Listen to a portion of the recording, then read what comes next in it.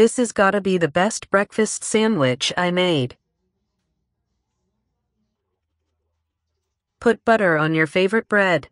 Put in a hot pan, cook until golden brown.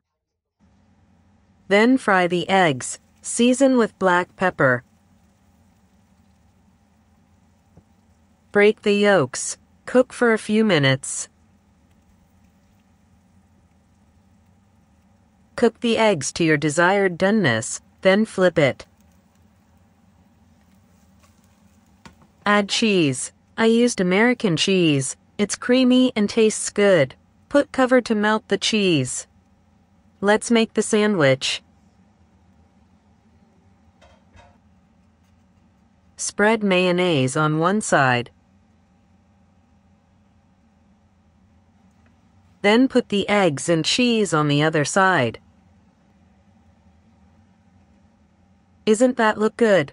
Then put the cooked bacon or ham and tomatoes. Then add arugula, lettuce, spinach, or your favorite microgreens. And it's done. Enjoy your sandwich.